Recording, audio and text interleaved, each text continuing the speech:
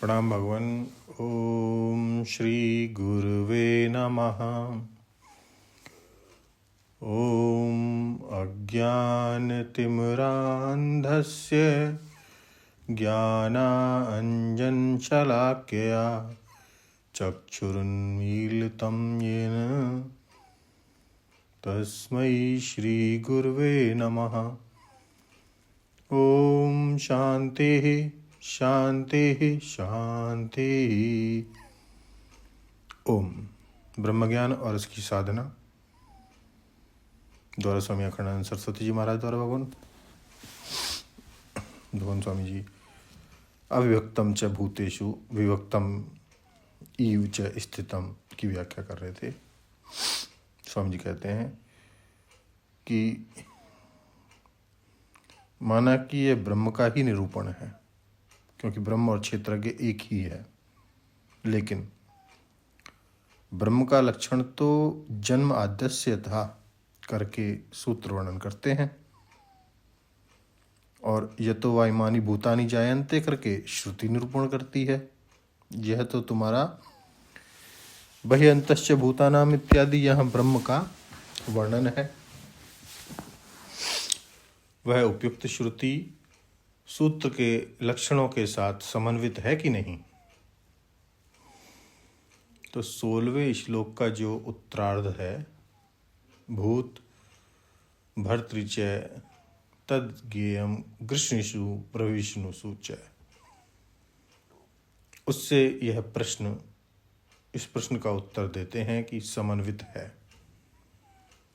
एक बार फिर आपको याद दिलाकर आगे बढ़ते हैं कि वेदांत केवल आत्मा का प्रतिपादन करने के लिए नहीं है। सबसे विलक्षण है आत्मा। यह बात तो आप सांख्य शास्त्र पढ़कर जान सकते हैं, अथवा योग की रीति से समाधि लगाकर आप जान सकते हैं कि मैं संपूर्ण दृश्य से न्यारा हूं। केवल ईश्वर का प्रतिपादन करने के लिए, केवल ब्रह्म का प्रतिपादन करने के लिए भी वेदांत शास्त्र नहीं है। इस जगत का अभिन्न निमित्त उपादान कारण ईश्वर है, यह बात आप अन्य रीति से भी जान सकते हैं। मुख्य बात वेदांत में यह बतानी है कि आत्मा और ब्रह्म दोनों दो नहीं हैं, एक है। ब्रह्म आत्म एक के प्रतिपादन के लिए वेदांत शास्त्र की प्रवृत्ति है। केवल ब्रह्म प्रतिपादन के लिए नहीं, केवल आत्मा प्रतिपादन के लिए नहीं। सत्यम ज्ञानम अनंतम ब्रह्म आदि जो अवान्तर वाक्य हैं, उनसे ब्रह्मावगति हो जाती है, और नहीं दृष्टे विप्रिलोपा विद्यते अविनाशित्वात् इत्यादि अवान्तर वाक्यों से दृष्टा आत्मा का भी ज्ञान हो जाता है, परंतु दोनों एक ही हैं। यह बात तत्त्वमसि आदि महावाक्य के अर्थ का विचार किए बिना नहीं होती। यहाँ इस प्रसंग में ऐसा चला कि प्रतिज्ञा की क्षेत्रज्ञ का निरूपण करेंगे, तो पहले क्षेत्र का ऐसा निरूपण कर दिया कि बुद्धिमान मनुष्य हो तो वही श्री कृष्ण के हृदय को अपनी मुट्ठी में ले ले। श्री कृष्ण के हृदय में जो बात भरी हुई है, जो उनका राद्र है, अभिप्राय है, तत्काल ग्रहण हो जाए। आप प्रारंभ में ही देखो, जब बताया कि क्षेत्र क्या होता है,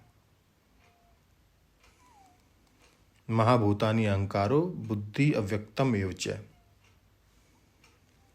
अव्यक्त यानी प्रकृति महातत्व, अहंकार तत्व और पंच महाभूत, आकाश वायु अग्नि जल और पृथ्वी क्षेत्र हैं। इनको जानने वाला क्षेत्रज्ञ है। यह बात बता दी गई कि क्षेत्रज्ञ परिच्छिन्न नहीं है। कैसे? कि जब तक अंतःकरण अवच्छिन्न ज्ञाता प्रमाण वृत्ति पर आरूढ़ होकर प्रमेय अवच्छिन्न चैतन्य के साथ एक नहीं होता, तब तक प्रमेय का ज्ञान ही नहीं होता। यह बात बड़ी सीधी है। लेकिन कही गई है कि टेढ़े ढंग से। देखो, जब तक अंतःकरण घटाकार नहीं होता तब तक घट ज्ञान नहीं होता, और जब अंतःकरण के घटाकार होने पर ही घट ज्ञान होगा तो अंतःकरण अवच्छिन्न चैतन्य और घटाकार अवच्छिन्न चैतन्य दो कहाँ रहे। एक के तो तभी होगा ना जब घटादि वस्तु अंतःकरण की वृत्ति में होंगे, बहिस्थ रहकर घटादि ज्ञात नहीं होते, वृत्तिस्थ होकर घटादि ज्ञात होते हैं।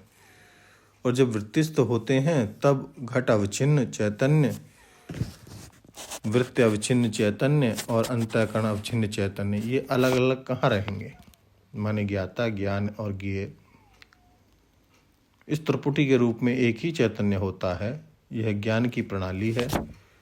तो अब देखो, यदि किसी को अव्यक्त का ज्ञान होगा तो जब अंतःकरण अवच्छिन्न चैतन्य वृत्त्यारूढ़ होकर के अव्यक्त अवच्छिन्न चैतन्य से ऐक्य को प्राप्त होगा, एक होगा, तब अव्यक्त को जानेगा, और जो अव्यक्त को जानेगा वह एक शरीर का ज्ञाता नहीं रहेगा, वह तो कोटि कोटि शरीरों के जन्म और मरण का ज्ञाता होगा। इसलिए पहली बात यह हुई कि क्षेत्रज्ञ परिच्छिन्न हो ही नहीं सकता।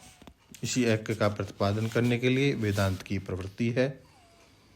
तो अब देखो, प्रतिज्ञा तो की कि हम क्षेत्रज्ञ का वर्णन करेंगे। स चयो यत प्रभावश्च तत्समासेन में श्रु, और बोले कि क्षेत्रज्ञ जो है जैसा भी है वह क्या है कि अनादि मत परम ब्रह्म न सत न असत उच्यते।